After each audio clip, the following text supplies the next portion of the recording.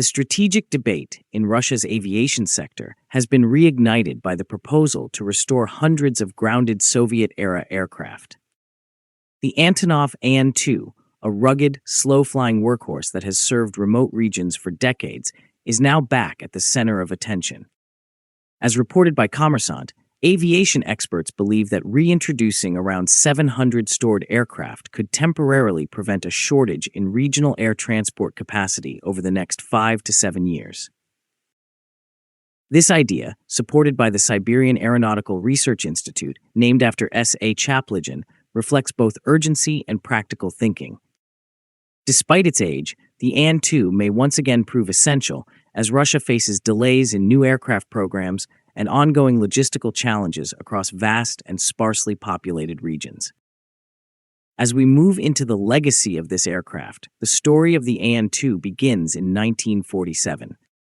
It went on to become one of the most produced aircraft in aviation history, with more than 17,500 units built. Its simple design, powerful short takeoff and landing capability, and ability to operate from unprepared surfaces made it ideal for rural and remote operations. Even today, the aircraft remains perfectly suited to Russia's geography. In regions like Siberia and the Far East, where infrastructure is limited and distances are vast, the An-2 continues to stand out. It can land on grass, dirt, snow, and improvised strips, conditions where many modern aircraft would struggle. However, decades of use and neglect have significantly reduced the active fleet. Out of the total produced, more than 14,700 aircraft have already been scrapped or destroyed. What remains is a shrinking but still valuable pool of airframes, many of which are currently sitting in storage. Looking deeper into these stored aircraft reveals surprising potential.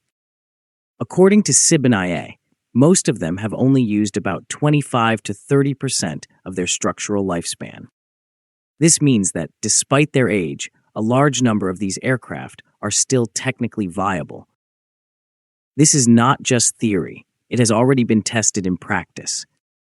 Since 2024, 16 aircraft have been successfully restored from a group of 51 that were originally meant for disposal. These early results suggest that large-scale restoration is both feasible and economically sensible.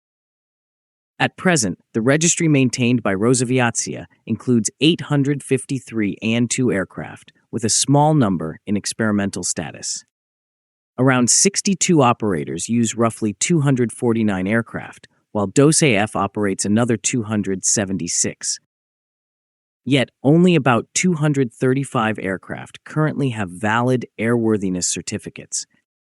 This highlights the urgency of intervention if the fleet is to remain operational. When viewed as a response to a growing challenge, the proposal to restore up to 700 aircraft is driven not by nostalgia, but by necessity. Russia's regional aviation sector is facing a capacity shortage, especially in areas where alternative transport options are limited or non-existent. SIBNIA believes that reviving the An-2 fleet could provide a critical stopgap solution for the next 5 to 7 years. This would allow time for new generation aircraft to enter the market in sufficient numbers. Without such measures, remote communities could face reduced connectivity. This would impact everything from medical evacuations and mail delivery to economic activity and daily life. From an economic perspective, the proposal is surprisingly practical. Industry estimates suggest that restoring a single aircraft could cost between 17 million and 25 million rubles, depending on its condition. Scaling this effort across the entire dormant fleet would require roughly 14.5 to 21 billion rubles. While significant, this is still far lower than the cost of developing and deploying entirely new aircraft at scale. However, challenges remain. Many spare parts are no longer produced domestically and must be sourced through parallel imports. This has increased costs and introduced supply chain uncertainties. Even so, as discussed by Altitude Addicts, the overall cost-benefit balance still appears favorable when compared to the economic losses caused by reduced regional connectivity. Beyond restoration, modernization becomes the next logical step. Experts suggest replacing the aging engine with more efficient alternatives and upgrading avionics systems to meet modern safety standards. The cockpit also requires attention. Improved instrumentation and ergonomics could enhance both safety and pilot performance, making the aircraft more suitable for today's operations. With these upgrades, the An-2 could potentially remain in service until the end of this century.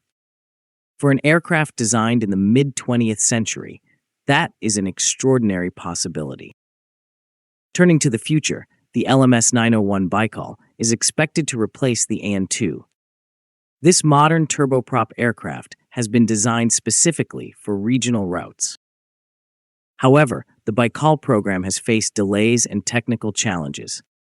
Industry insiders suggest that it still requires significant redesign before entering mass production. This uncertainty has created skepticism among current operators. Many doubt that the Baikal will be available in sufficient numbers anytime soon, strengthening the case for restoring existing aircraft.